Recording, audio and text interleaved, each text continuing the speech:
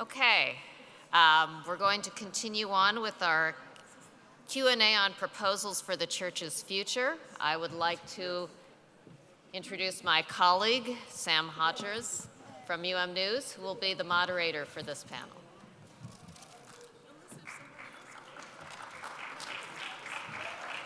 Hey, good afternoon. We tried to get Chief Justice John Roberts to moderate, but he couldn't make it, so you got me instead. Boa tarde a todos. Eu queria não sou perito em todos os planos e propostas, mas queremos ter as perguntas para poder aos apresentadores sobre a possibilidade do futuro dessa igreja, e vou deixar que os apresentadores aqui possam responder. Temos o reverendo Kent Mollard para falar sobre o plano de Indianápolis e Kenita Beckinsale para falar sobre a conferência regional para os Estados Unidos, e o reverendo Julius Dodson para a questão do protocolo e reconciliação através da separação. Então, é um período de perguntas e respostas, período para vocês apresentarem as suas perguntas.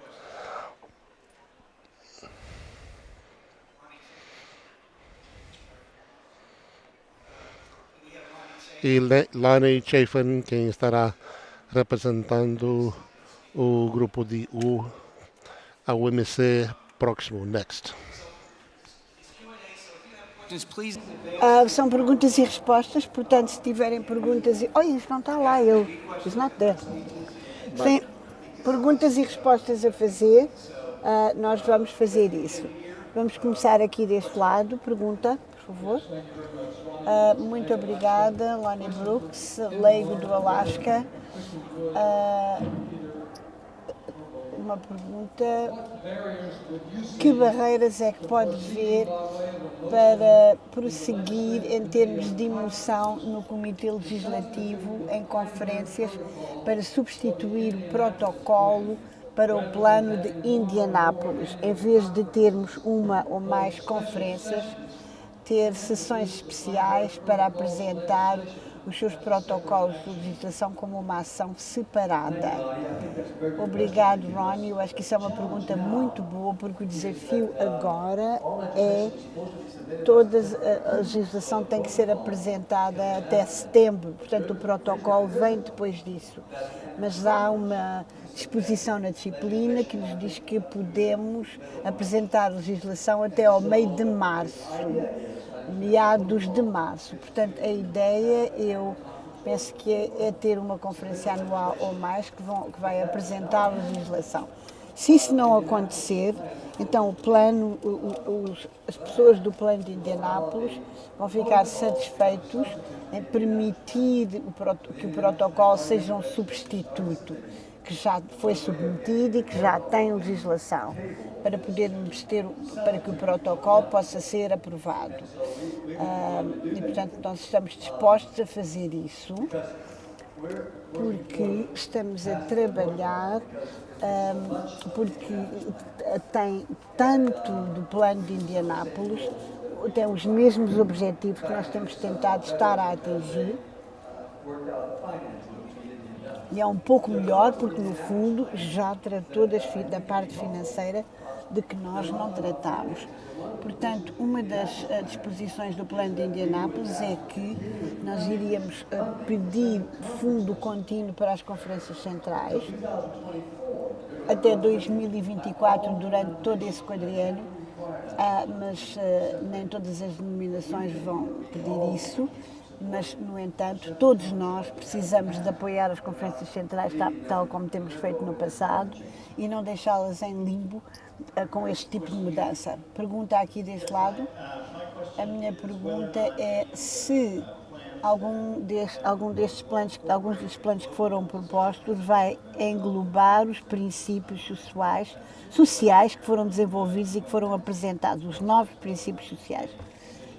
Que eles estão a pensar que isso está a ser introduzido. Claro que sim, nós apoiamos todas as mudanças dos princípios sociais e nós sabemos que as conferências centrais também estavam envolvidas em redigi-los. Portanto, sem dúvida, tem o nosso apoio. Alguém mais quer falar sobre outra coisa, sobre os princípios sociais, por exemplo? Eu sou Canita da Mesa Conexional e, mais uma vez, eu gostaria de falar dos princípios globais, princípios sociais, por causa daquilo que eles empenham. Há muitos já, temos que nos empenhar, empenhar e chamar a atenção às pessoas das conferências centrais, porque senão será demasiado central aos Estados Unidos, ou cêntrico nos Estados Unidos, e, portanto, se nós considerarmos os princípios sociais, nós vamos ver que nós vimos também uma declaração muito boa sobre poligamia e na secção sobre o casamento. Nós estávamos a ouvir as vozes deles naquela secção. Em termos de processo, é importante que nós apoiemos isso e também a liderança dos nossos irmãos e irmãs das conferências centrais.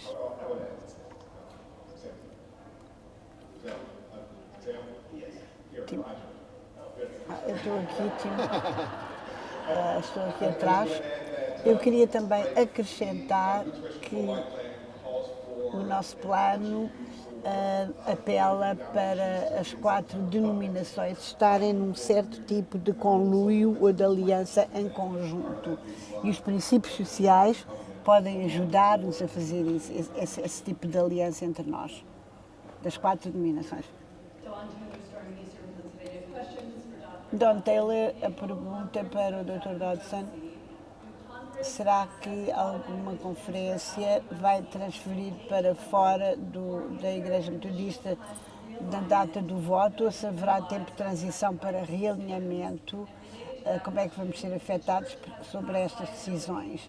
Se a Igreja tem a responsabilidade em termos de propriedades, seguro de saúde, será que a Conferência Geral pode não eliminar essas responsabilidades em termos de ocupar a responsabilidade? Pode ficar ao microfone, porque eu acho que essa pergunta foi bastante complicada e bastante longa. A sua pergunta é se vai haver um período entre a votação na Conferência Geral e quando entrar em ação. Claro que vai haver, eu penso que vai haver um período de transição, isso não foi ainda claramente prescrito. No entanto, vai haver um período para as conferências anuais votarem. Pode clarificar, então, qual vai ser esse período de tempo? Porque essa legislação vai ser muito importante para nós podermos tomar decisões sobre legislação que ainda não vimos. O registro da intenção de formar uma nova denominação será através de grupos de liderança que estão interessados em formar uma nova denominação, que vai ser de 15 de maio de 2021 até dezembro de 2021, conferências anuais seria até julho de 2021. Portanto, noutra questão, se o clero estaria interessado em passar a outra denominação, poderiam depois declarar a sua intenção para fazer isso. Também quero dizer o que é importante para nós, em termos de equipa de mediação, em vez de falarmos em termos de novas denominações a ser formadas, é muito claro dizer que a Igreja Metodista vai continuar, e nós temos, no entanto, processos que nos governam, tal como o livro da disciplina, e nós estamos a tentar muito intencionalmente não governar outras denominações que possam surgir. Novas denominações que possam surgir vão ter os seus próprios processos e as suas próprias formas de receber pessoas e esse tipo de coisas. Pergunta aqui. Podia ficar lá o outro senhor, Paul Black, da conferência do Great Rivers. A minha pergunta é sobre o protocolo na sessão especial em 2019, na decisão 1377, o Conselho Judicial disse que uma petição que falhou em 55% a maioria necessária para aprovar o parágrafo.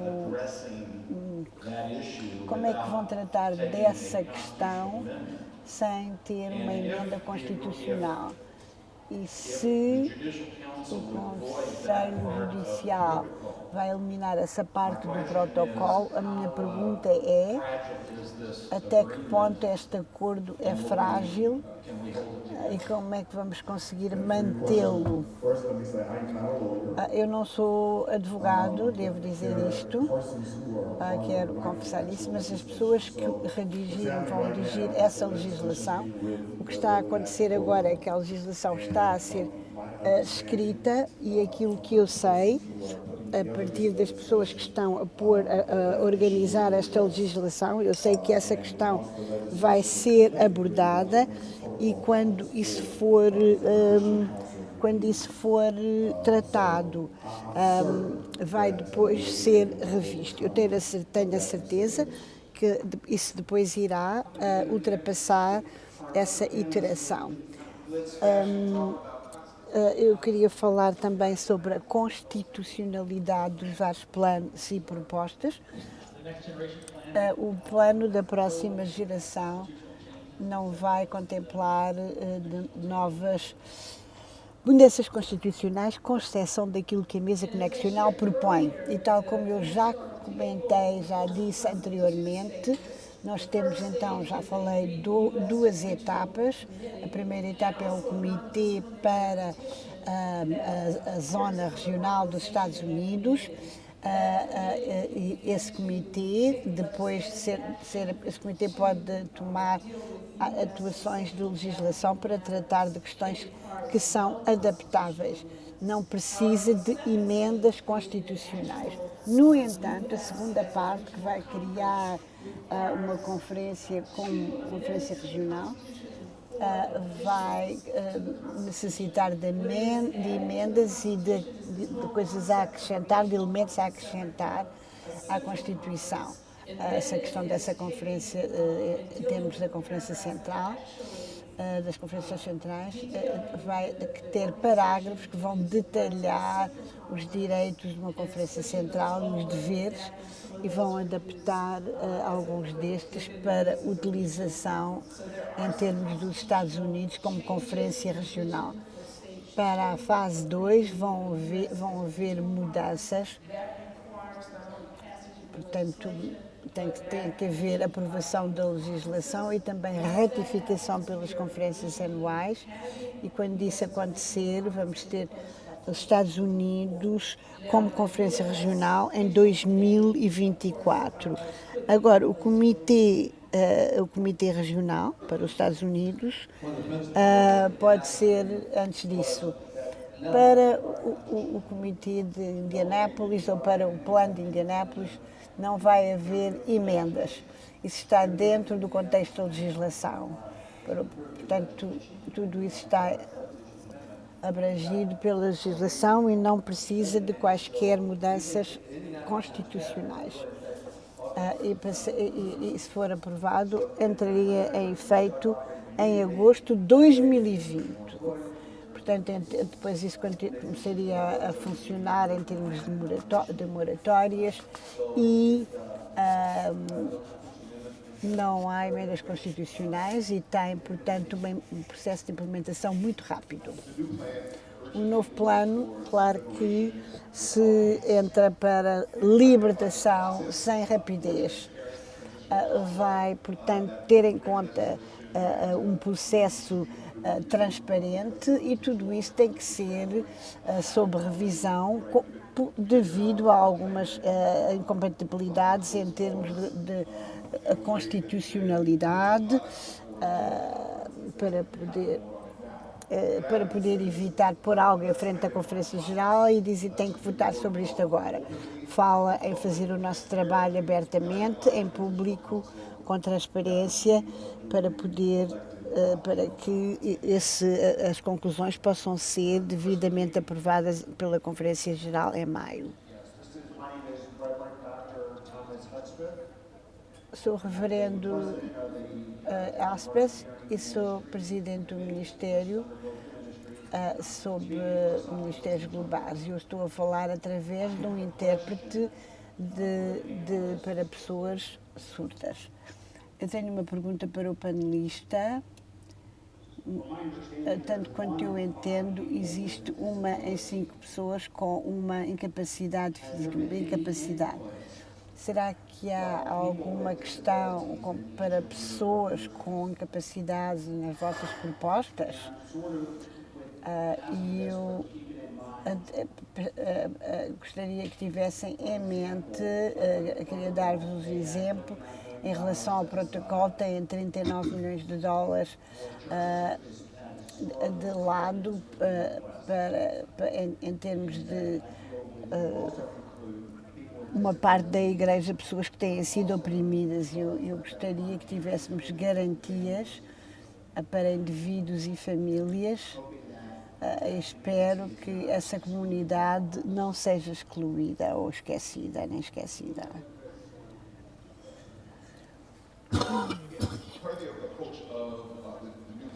Parte da proposta que nós estamos a fazer é uma proposta interseccional em termos de racismo, sexismo e heterossexismo. Portanto, no nosso trabalho, nós temos também, temos em conta pessoas com dificuldades, todas e quaisquer pessoas que são marginalizadas.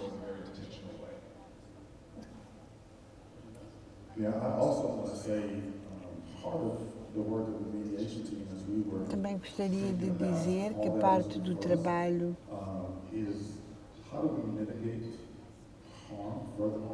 para mitigar o mal que possa ser feito aos outros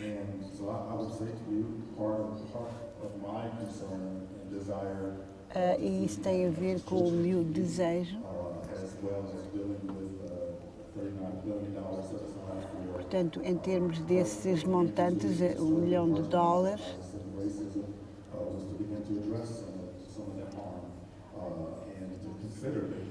para podermos considerar uma outra consideração bastante importante que nós estamos a ver é que nós termos as conferências centrais como parceiros à mesa, à mesma mesa, e começamos a pensar quando começamos a pensar em separação, começamos a pensar no impacto da separação em toda a nossa conexão. E ficou muito claro imediatamente que não podíamos medir o impacto nas conferências centrais e havia coisas que nós nem sequer sabíamos, nem tínhamos considerado ao começarmos a ter este tipo de conversas. Quanto mais ficámos a saber sobre os novos ministérios que iriam ser afetados, e temos que fazer isso de uma forma ordenada e responsável. Portanto, isso é muito importante ter em conta para o processo. Eu queria responder também rapidamente e obrigada pela pergunta. A mesa conexional, o processo da mesa conexional envolve membros do Comitê Permanente e outras entidades em toda a conexão. Uma das coisas que nós pensamos é termos mais a governança contextual nos Estados Unidos, é a capacidade de tratar das nossas questões de vitalidade ou questões sobre como é que vamos chegar a todas as pessoas em todas as comunidades.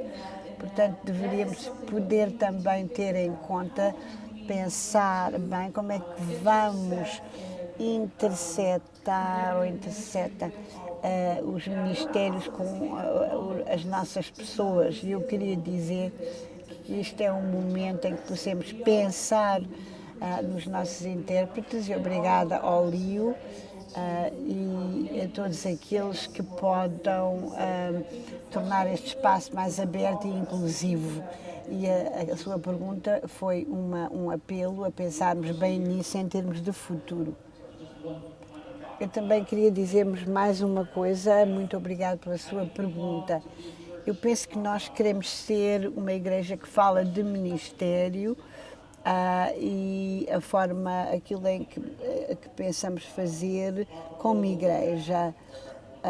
Portanto, temos o parágrafo 140, nós sabemos que a igreja tem ignorado os nossos processos e temos que nos empenhar em eliminar todas as barreiras no corpo de Cristo, portanto, sexismo, tribalismo e todas as formas de xenofobia, através do poder redentor e santificador de Deus, até que todas as leis que nos dividam sejam eliminadas. Próxima pergunta, faz favor. Eu chamo Adrian Hill, delegado leigo de Illinois. Será que as pessoas do MC têm ficado ao meu lado, não só profissionalmente, como profissionalmente? Portanto, se não envolvermos as pessoas LGBTQ, o mal não é só publicitar as sentenças. Neste estado de Tennessee, negam aos séculos do mesmo sexo poderem adotar crianças. E a Igreja Metodista Unida não pode dizer que isto não é mau, com moratórias em que as pessoas não podem ser ordenadas. Temos que termos afirmações arrojadas e confirmar não poder deixar para trás os nossos irmãos e irmãs sem ajudar estes nossos irmãos. Portanto, eu pergunto como é que os vossos planos em toda a Igreja vão eliminar a homofobia com transparência.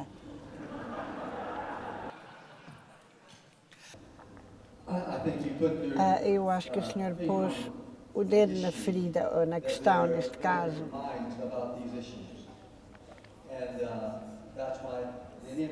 O que nos mostra que nós temos impressões muito diferentes sobre estas questões. Temos que separar, em termos de justiça, vai haver metodistas que são completamente inclusivos. Tem que ser uma denominação completamente inclusiva. Vai ser a única denominação nos Estados Unidos que vai aceitar as pessoas homossexuais. Todas as outras instituições, todas essas outras expressões metodistas, nenhuma aceita as pessoas homossexuais. Portanto, isso vai exprimir tudo aquilo que o senhor disse, ter casamentos num local sagrado para que as pessoas homossexuais possam adotar os seus filhos. O nosso protocolo aceita tudo isso.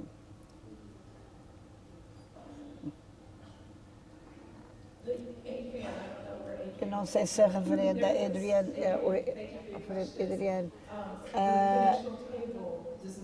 a mesa conexional não vai evitar em todo o mundo, evitar segregação contra as pessoas LGBTQ.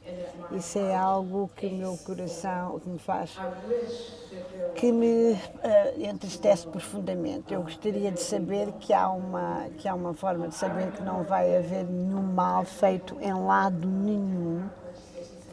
Há alguns anos foi apresentada a legislação em Moçambique Eu conheci lá algumas pessoas que estavam a tratar num movimento de justiça para os LGBTQ, e eu muito me alegrei com eles, e eu pensei que não os podemos deixar para trás. O nosso testemunho tem que brilhar em todo o mundo, e aquilo que o Senhor pretende é aquilo que eu pretendo.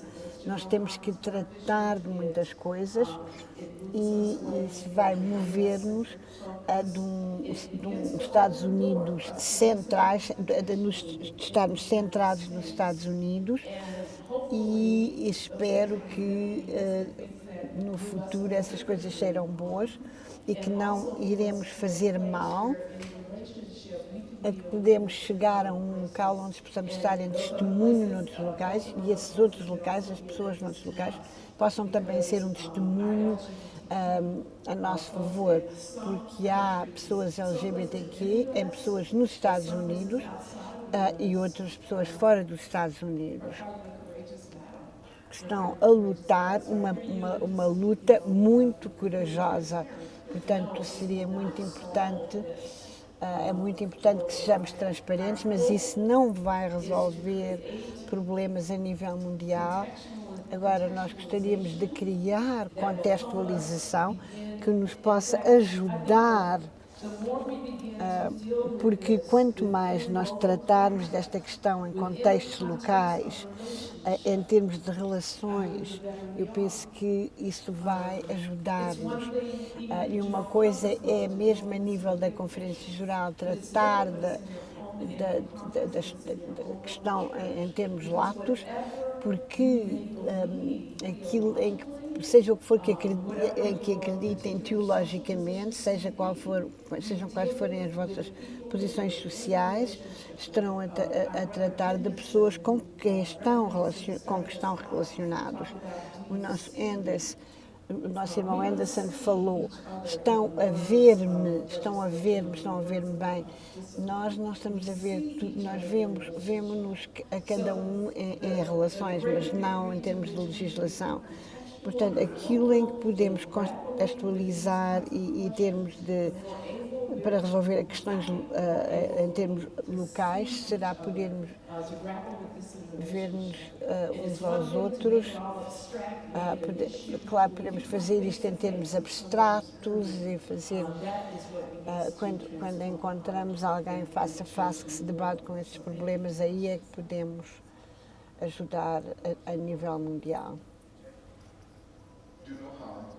Não fazer mal, fazer o bem e atender à ordenança de Deus. Amarmos a Deus, tal como o Bishop Job exprimiu. O protocolo e o plano da Igreja chamado MEX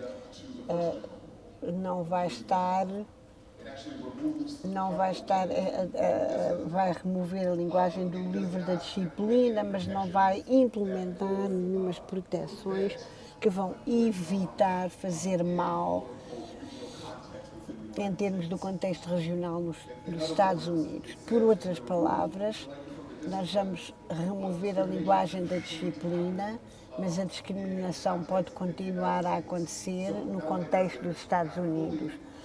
Não só não vai deixar de fazer mal completamente, mas nem sequer ainda começamos a chegar e a aplicar a segunda norma, a segunda regra, que é fazer o bem.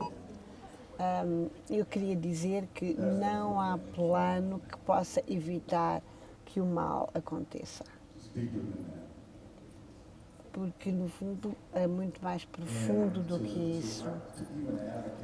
E mesmo a defender cada plano ou um plano que poderia dizer não vai ser infligido nenhum mal mais.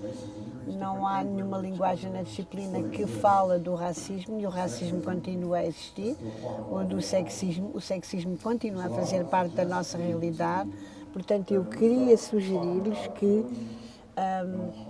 quando falam de não fazer mal, isso é muito mais profundo e isso vai requerer uma grande mudança do povo de Deus. Portanto, o meu interesse como crente em Cristo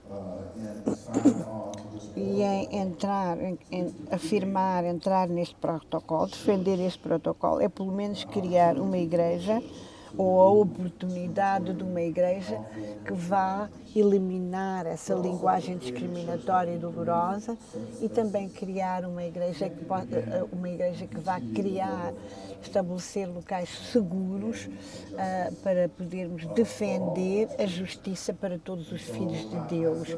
E, portanto, eu queria levantar isto até vós, porque não vai haver um plano perfeito senão o plano de Deus. E, portanto, eu queria levantar até vós, delegados da Conferência Geral, que possam ver que aquilo em que nós nos encontramos agora é que estamos a fazer mal uns aos outros. Temos que acabar com isso. E a segunda coisa que eu queria dizer e fazer é que ao fazermos em termos de dissolução, porque a dissolução vem com o mal, eu comecei a pensar nisto sob uma perspectiva mais lata.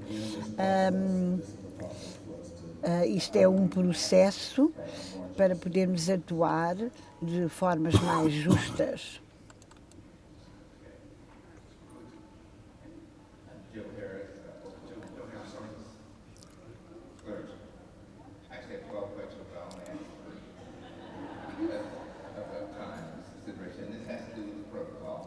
Portanto, isto tem a ver com protocolo e uma das perguntas que eu tenho é quem é que está empenhado na linguagem da legislação e quem são essas pessoas e quando é que isso vai ser antecipado, estar completo.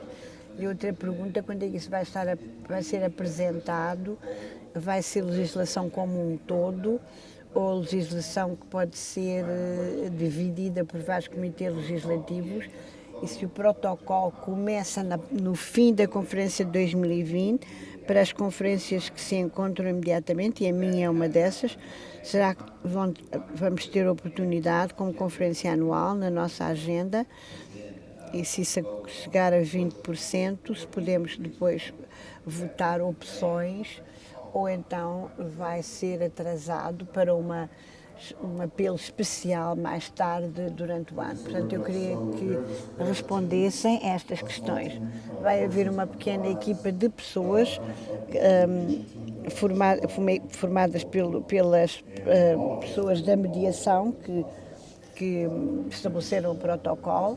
Portanto, quando acabarmos essa conferência de imprensa que fizemos em Tampa, passámos o resto do tempo a centrarmos na legislação. É uma equipa pequena que vai ser composta por outras pessoas da denominação também, e o objetivo é ter isto pronto até ao fim do mês. Eu sei que as pessoas estão ansiosas por ver a legislação, portanto vai estar escrita e redigida até ao fim do mês, e depois esse protocolo vai ser apresentado como um todo. Essa é a forma melhor, preferível de apresentá-lo, para que as pessoas as conferências anuais possam estudá-lo, e pode ser atuado imediatamente, pode haver ação imediatamente a seguir à conferência geral. As conferências anuais vão ter um ano, podem pensar nisso, ou numa conferência especial, até lá. Sally Haynes do Missouri, e a minha pergunta é também sobre o protocolo. Eu sei que falaram todos sobre um processo e não resultados. No entanto, é que na pós-separação da Igreja Metodista Unida, seria repelar esse plano tradicionalista? Será que têm planos ou processos para uma maior reestruturação na pós-separação da Igreja Metodista Unida? Portanto, está a falar do artigo 6 do protocolo e a intenção está claramente alinhada lá, mas eu quero dizer-lhe Nós estamos a tentar ver uns com os outros e com a ajuda de outras pessoas também, podermos partilhar sugestões muito boas para podermos chegar a essa conferência regional.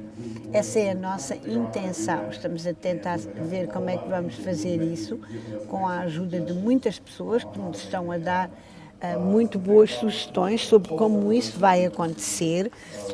Portanto, uma das coisas, quando falamos dessa pós-separação, uma das coisas que nós temos tentado defender, eu digo nós, pessoas que vão continuar a fazer parte, pós-separação da Igreja Metodista, parte da próxima legislação no século XXI, essa Igreja do século XXI, nós prevemos um grupo de jovens diversos, inovadores, um grupo de pessoas que vão criar, empreendedores, vão criar a melhor forma de sermos a Igreja do século XXI. O que é que vai se constituir para nós oferecermos o nosso ministério no século XXI? Portanto, saibam que nós vamos ter um período muito emocionante, muito energético para virmos a ser uma nova igreja. Eu estou muito entusiasmado com essa nova possibilidade e saibam que esse vai ser um período que nós esperamos com grande trepidação, nessa pós-separação. Nunca há garantias. Nenhum dos planos vai garantir que o mal não aconteça. Mas pelo menos tentamos fazer o melhor possível, podermos colocar proteções para evitar o mal. Depois de alguém que escreveu uma carta de uma prisão em Birmingham, essa carta foi escrita da prisão para uma série de membros do clero, entre os quais havia dois bispos metodistas unidos. E pede uma implementação que seria gradual para fazermos o bem, para fazermos melhor, para podermos ampliar esse evangelho da libertação que existe na mensagem de Deus. Portanto, apesar de não podermos assegurar, é um comentário triste, onde nos encontramos na igreja, que não possamos negociar e alcançar e oferecer uma certa proteção aos mais marginalizados e mais vulneráveis. A última coisa que eu queria dizer nesta parte, nós sabíamos que este protocolo, a questão é um comentário sobre aquilo que nós vamos oferecer em termos de poder e como esse poder funciona na nossa igreja de hoje. Nós estamos todos cansados, todos queremos acabar com esta luta. Eu entendo isso, compreendo isso. Eu sei que quando estou cansado, não confio nas minhas decisões. Por exemplo, se eu estou a tentar redigir um documento, eu preciso de descansar, dormir, enviar um e-mail. E, portanto, temos que suspeitar, chegar a uma decisão numa fase em que estamos todos tão exaustos. As perguntas de separação de poderes, que no fundo está no âmago daquilo que nós conferenciamos em conjunto. Em grande parte isso é feito pelo Concílio de Bispos, que escolheram um grupo selecionado de pessoas, tomaram uma decisão de apresentar um protocolo que foi negociado à porta fechada, que é enviado ao mundo, porque vem do Concílio dos Bispos, aos meios de comunicação, e ouvimos isso na página da frente de vários jornais prominentes nos Estados Unidos, sem haver um sistema. E agora todo o processo, todo o nosso sistema, estamos a tentar utilizar o mecanismo institucional para podermos adaptar este plano como o plano que vai ser implementado na Igreja. nenhum outro plano. Teve uma conferência de imprensa. A sessão desta manhã foram 3 apresentações para protocolo, para dizer isto é o nosso plano, isto é o nosso plano, isto é o nosso plano, mas nós queremos o protocolo. Portanto, temos que suspeitar a forma como o poder está a funcionar, porque está já a premeditar ou a aceitar algo e vai mostrar o que a Igreja Metodista vai ser, porque esse processo do protocolo excluiu várias pessoas, excluiu vários outros planos. Aproveitem este plano simples e deixem de redigir o outro. Portanto, temos que perguntar. O processo que nos levou a este protocolo que toda a gente deseja para acabar a luta, será que esse protocolo nos está a mostrar que o mal que está a ser feito vai continuar numa pós-separação da Igreja Metodista Unida? Será que alguém pode responder? Eu queria responder de uma forma diferente, porque aquilo que eu ouvi foi como é que nós tratamos das questões que nos impedem de vitalidade, de crescer, que nos têm em declínio.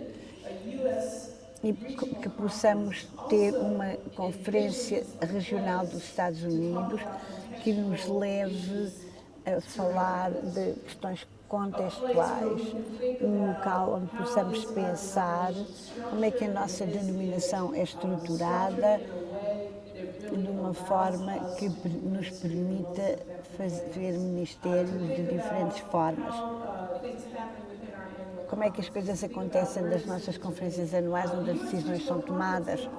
A Conferência Regional dos Estados Unidos também poderia dar poder a conferências anuais para tomarem certas decisões, como podem organizar cada conferência anual e como o ministério pode ser administrado. Portanto, eu também queria avançar um pouco mais. Nós falámos sobre estrutura. Nós somos líderes da Igreja e nós queremos passar a avançar para podermos ser corajosos no nosso testemunho, para ser corajosos nos riscos que podemos tomar.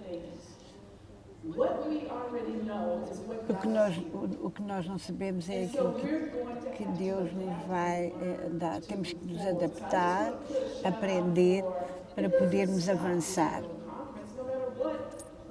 Isso não vai afetar a Conferência Geral, independentemente dos planos.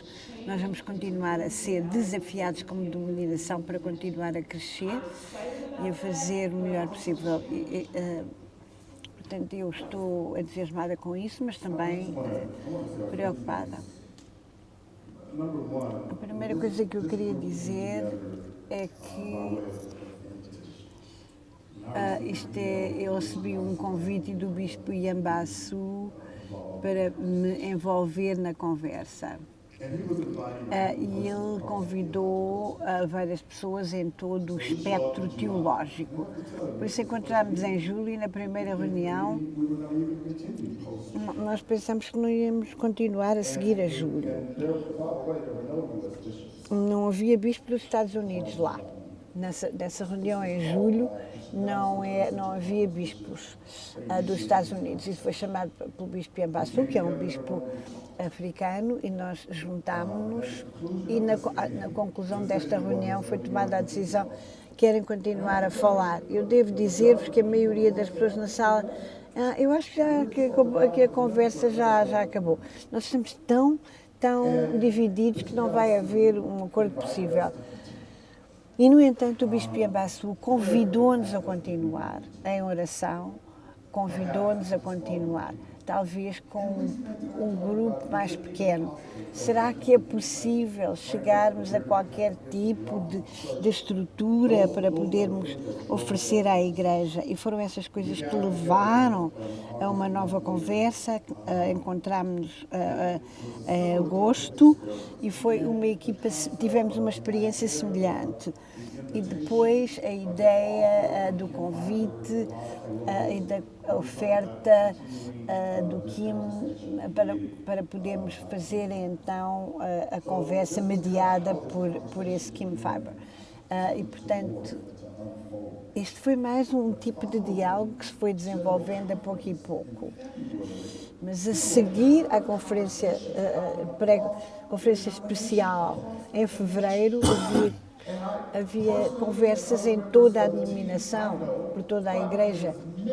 E eu tentei fazer parte da maioria das conversas que podia, para poder desenvolver não para desenvolver um protocolo, mas sim para estar presente. Eu quero ouvir o que as pessoas dizem, eu quero ouvir grandes ideias, eu quero dar também a minha voz para ajudar a defender o futuro desta denominação. E quando começámos a encontrar-nos e quando começámos o processo da mediação, parte desse processo era fazermos parte dessas conversas. E parte da aliança seria continuarmos a termos conversas com a maior parte das pessoas que pudéssemos, para ouvirmos a maior parte das coisas possíveis. E nós ouvimos. E também tivemos o benefício de legislação que já tinha sido apresentada pela Conferência Geral e também aproveitámos esse tipo de ideias. Portanto, éramos 16 pessoas numa sala fechada, não éramos 16 pessoas de porta fechada a fazer algo de nefasto. Éramos pessoas em conversa para podermos tentar ouvir-nos uns aos outros, para chegarmos a uma conclusão. E no fim, o protocolo tem que ser analisado por todos vós. E todos vós vão ser aqueles que vão tomar uma decisão sobre o futuro da nossa denominação. Eu estou aqui perante vós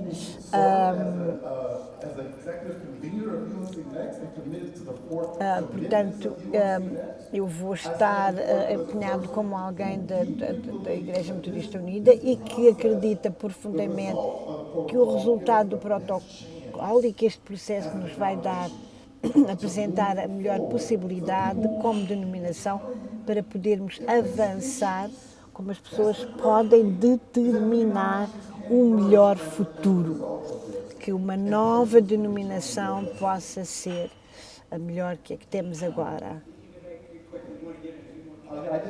Eu queria que falasse com rapidez, porque nós queremos ouvir mais algumas denominações.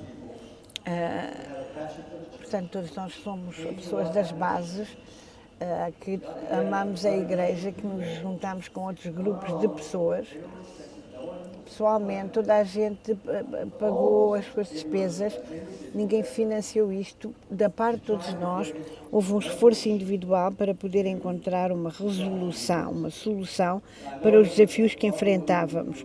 Eu sei que há muitas pessoas que responderam, que querem que a Igreja se divida. Eu ouvi alguém que desde John Wesley a Igreja já enfrentou uma série de possíveis separações ou de separações mesmo, e durante todas essas separações os dois lados desenvolveram-se a seguir. Porquê? Porque tinham uma missão clara. Quando tivemos as separações com o movimento que não acrescentavam em fumar, beber, etc., e deixaram a Igreja, esses metodistas wesleyanos cresceram, porque sabiam aquilo que iam obter quando chegassem lá. Eu acho que se nos separarmos em 2 ou 3 grupos, isso vai prejudicar a nossa Igreja, porque vamos ter clareza sobre quem vamos alcançar. Essa clareza de missão vai ajudar a missão a crescer. O conflito que nós temos tido durante 47 anos é algo que nos tem atrasado em fazer discípulos de Jesus Cristo. Muito bem, aqui, para que mais pessoas possam ter oportunidade para fazerem perguntas. Eu quero agradecer a todos a oportunidade para ter essas perguntas. Uma pergunta ao reverendo Dodson. É o meu entender que vocês estão agora preparando a proposta legislativa, não estão contemplando nada na legislação que recomendaria ou identificaria onde os 25 milhões estariam vindo, de onde vem esse fundo.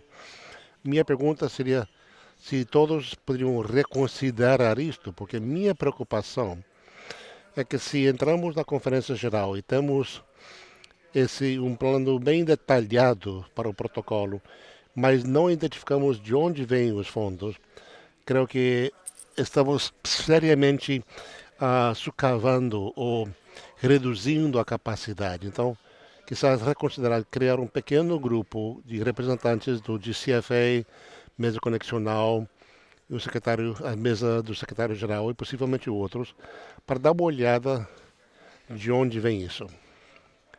Se podia explicar os 25 milhões. Sim, obrigado pela pergunta e a sugestão. E sabemos que haverá um grupo de pessoas que vão apresentar essas possibilidades, que incluiria alguma dos grupos que você já identificou. E os 25 milhões iria para o grupo que está saindo. Boa tarde, sou o reverendo Andy Manuel, sou um delegado da Conferência do Sul da Nigéria.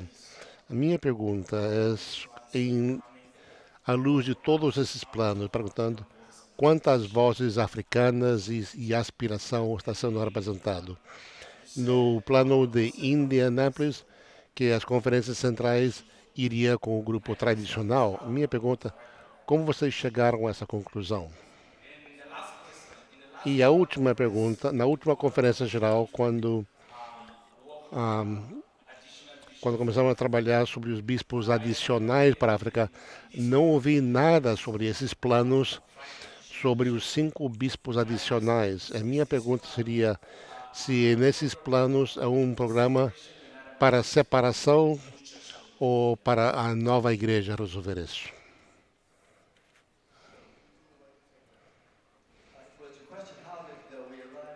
Como chegamos à conclusão de que as conferências centrais iriam com o plano tradicional?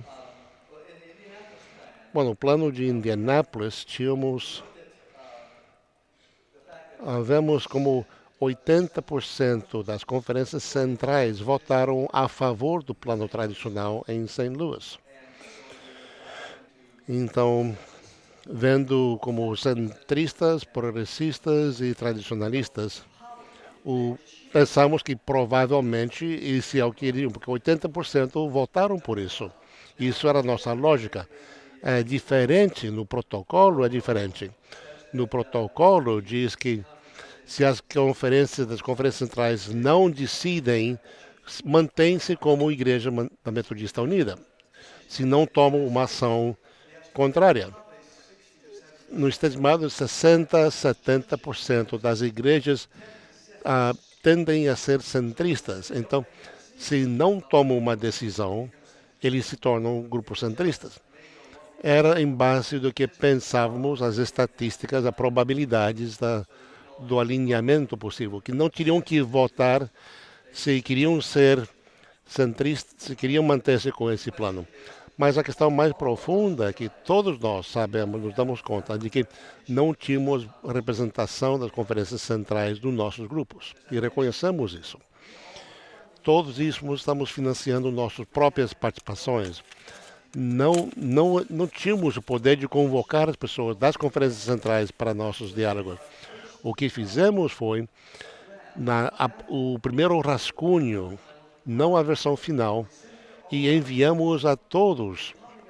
E tivemos como 20 ou 30 e-mails das pessoas das conferências centrais com perguntas sobre isto, sugestões ou comentários, levamos isso ao nosso comitê, foram incorporados. Cada versão que levamos foi enviado ao bispo Yambasu, porque sabíamos que ele estava trabalhando. Então, buscávamos comentários antes do produto final, mas não havia delegado da Conferência Central na mesa discutindo o plano. Obrigado. A mesa conexional inclui membros dos Estados Unidos e cada uma das conferências centrais. E durante os 4 anos, nesse quadrênio, mesmo antes, a mesa conexional tem trabalhado nessa proposta de criar os Estados Unidos como uma região. Incluímos as vozes das pessoas de Europa, África e Filipinas. Também, além disso, levamos esse processo a ser discutido em vários encontros da mesa da Comissão Permanente de Assuntos da Conferência Central e temos que uma forte representação das conferências centrais para ter seus comentários. A proposta da legislativa em novembro foi avalado ou endossado pelo Colégio dos Bispos das Conferências Centrais. E o presidente é também o presidente da nossa conferência, é um bispo da Conferência Central, e o bispo presidente que vai entrar agora também é um bispo de África. Então, a voz africana e da Conferência Central está incluída em todo o nosso processo. Eu quero agradecer os membros da mesa conexional que trabalharam nessa questão. Alguns de nós estamos aqui.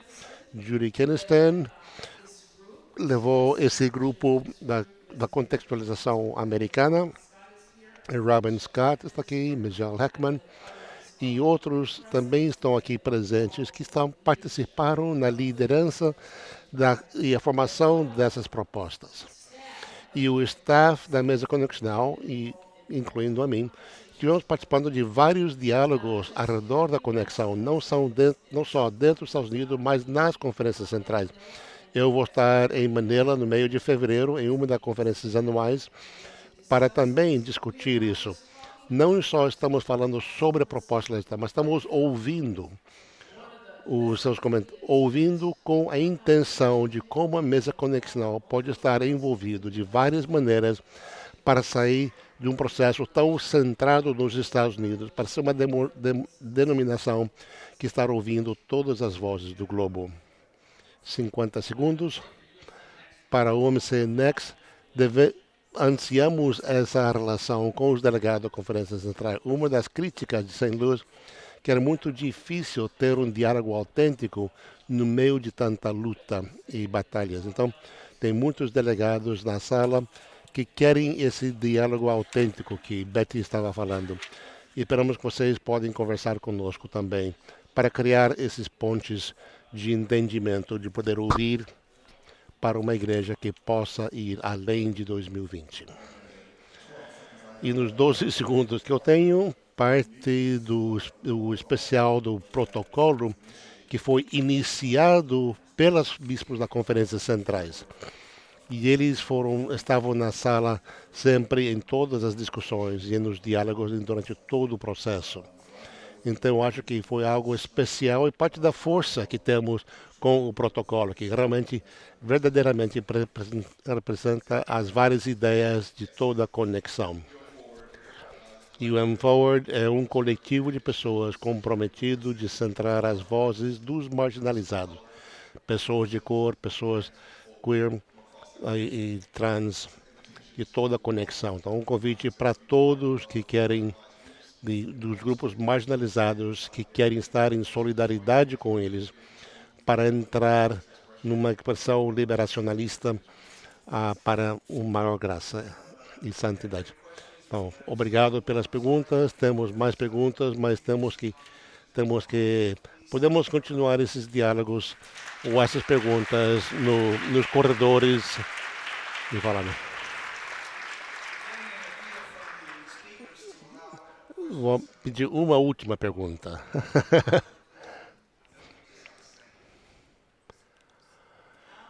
Como é que os planos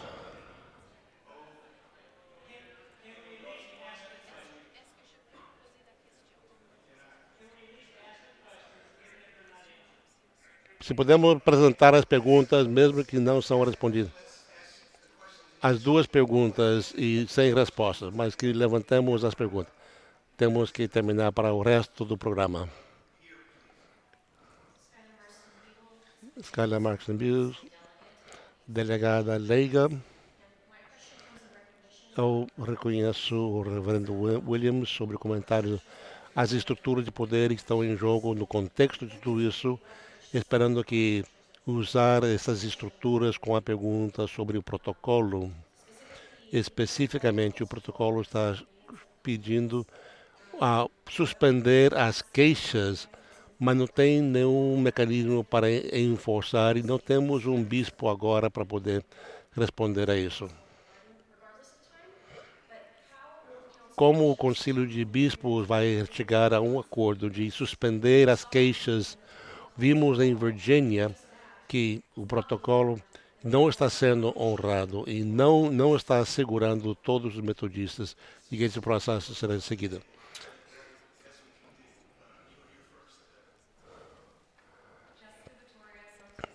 Conferência do Texas Norte, eu ouvi todas as suas perspectivas falando sobre a nova variação da igreja, incorporando a liderança jovem. Duas perguntas para considerar. Eu gostaria de 2 números. Quantas pessoas que estavam no grupo de decisão, quantos jovens participaram e quantos desses jovens antes de menos de 40? Não as pessoas que consultaram, mas quantas pessoas jovens estavam sentados na mesa para tomar decisão, menos de 40. E segundo, se vocês querem incorporar os jovens na igreja, que parte dos seus planos vai dar proteção aos jovens para incorporar essas vozes? Vários falaram sobre o impacto de missão e a possibilidade de aumentar esse impacto de missão. Então, a minha pergunta seria, como é que seu plano capacita a igreja para aumentar o impacto de missão com os pobres e marginalizados ao redor do mundo? Muito obrigado por essas perguntas e obrigado aos panelistas por suas participações.